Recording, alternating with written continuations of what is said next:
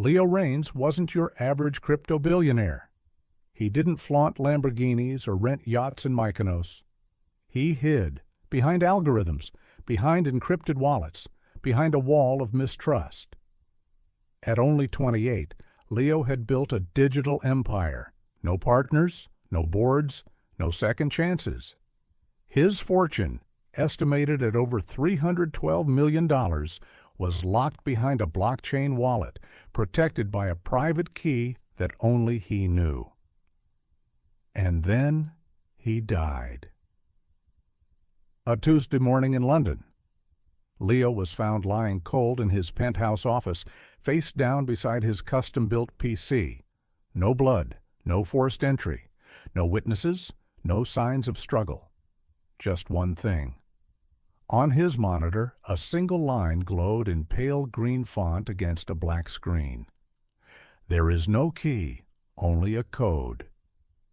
Detective Amara Locke was called to the scene.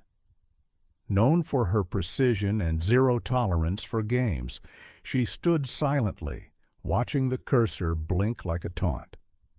She didn't buy the suicide theory for 1 second. The autopsy showed cardiac arrest, but no pre-existing condition, no drugs, no poisons, almost as if his heart just stopped.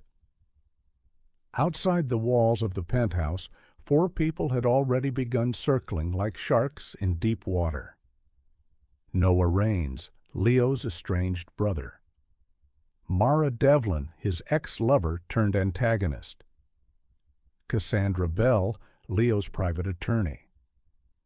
Victor Kwan, his financial strategist and crypto advisor. All had been named in some version of his estate. But there was no will, not anymore. Leo had erased it. Instead, a clause surfaced. To the one who breaks the code, I leave everything. The rest shall receive only silence. And in 72 hours, the smart contract would either execute or self-destruct. Leo's apartment was sleek, sterile, and clinical, like its owner. No clutter, no warmth, no family photos. In the corner of his desk, Amara found it, a handwritten note, folded precisely in 4. On it, just one sentence. Split in 4, burned in 1, buried in trust. Cryptic, but clear to her. Leo had broken the access code into 4 pieces and given them somehow to 4 people. She didn't know who held what, but she knew one thing. Only the killer would be desperate enough to try and collect them all. Noah Raines, the brother, had a temper, a short fuse, and a long history of resentment. He and Leo hadn't spoken in years after a bitter legal fight over their late parents' estate. And now Noah was broke and angry. Mara, Leo's ex-girlfriend, had once loved him obsessively, but their breakup had been a headline-worthy disaster. Rumors of stalking, threats, and eventually a lawsuit for emotional damage. Victor, the crypto manager, was hiding things, offshore wallets, shadow ledgers. Amara could smell the fraud before she even pulled the records. And Cassandra, oh, Cassandra, sharp as a scalpel, beautiful, cold, methodical. She was the one who had helped Leo build the smart contract that now controlled his entire fortune. But someone had tampered with the code. A recent edit. Hidden, encrypted, but detectable. And only someone with access to Leo's original digital signature could have made that change. The walls were closing in. Detective Amara Locke wasn't just chasing a code. She was chasing 4 lies wearing human faces. She brought each of them in one by one. Same room, same chair, same silence. Noah was first, arms crossed, jaw tight. "I didn't kill my brother, but I'm not sad he's gone." He admitted Leo had once offered him money, but only if he earned it. Leo's version of kindness always had terms. Amara pushed harder, and then he cracked. Noah had one part of the code, a phrase Leo used when they were boys. "In silence we burn." It didn't mean much to him, until now. Next was Victor. Calm, slick, almost smug. He claimed to have managed Leo's assets, but only professionally. But Amara had already uncovered shadow transactions leading to private wallets under Victor's name. Wallets Leo never approved. When pressed, Victor smiled and said, "He gave me a part of the code once, a checksum, E9F7. Amara didn't flinch. She just took notes. 2 pieces down. Then came Cassandra. Poised, legal, cold. She claimed she hadn't seen Leo for weeks, but her fingerprint was found on Leo's hard drive. And Amara had retrieved metadata from the smart contract showing Cassandra's cryptographic signature. She had made unauthorized edits. "He asked me to help encrypt the code," Cassandra said. "He didn't trust anyone, not even himself." She revealed her piece. Leo's childhood username, Ravthreen, with a 3, not an E.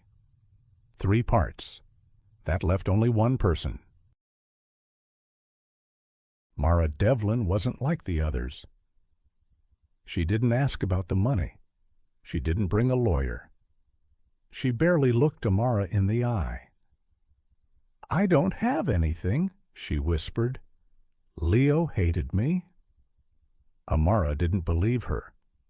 Leo's apartment had yielded a surprise. An old burner phone tucked behind a painting. One voicemail, time-stamped 3 days before Leo's death. Unsent. His voice was tired, but clear. "Mara, if you're hearing this, it means I'm dead. The final part of the code. It's in your name. I couldn't trust anyone else. Tell Amara." Amara played it for her. Mara froze. Tears welled. He still trusted me? But that trust had killed him. Someone else must have known Mara held the final piece and couldn't risk her speaking. Amara put the pieces together. "Ravern. In silence, we burn. E9F7. Mara.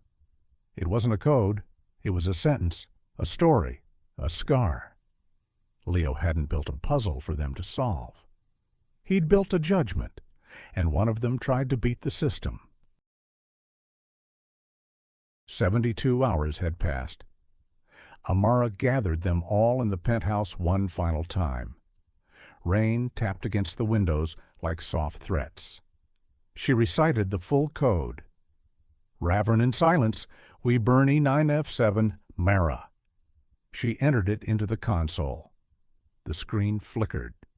"Processing?" Then a new message appeared. "You solved it, but no one wins.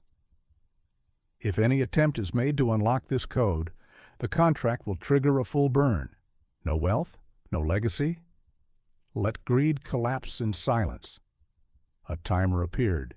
00005. Gasps. Cassandra stepped back. Victor cursed. Noah yelled, "Is this a joke?" Mara just cried. Amara didn't move. The screen blinked. Funds burned, wallet erased, transaction complete. 312 million. Turned to ashes. And then Amara turned to Cassandra. "Leo knew?" "About the tampered contract. You changed the will. You forged the edits. And when he confronted you, you silenced him." Cassandra's face cracked. Just for a second. But it was enough. The cuffs clicked shut. As she was led away, Cassandra whispered, "He never meant to share it. We were all just pawns. Amara looked out over the city. No glory, no inheritance, only emptiness. Sometimes, she said, the fairest legacy is nothing at all. That's a wrap for now. Don't forget to follow us and turn on notifications for more stories.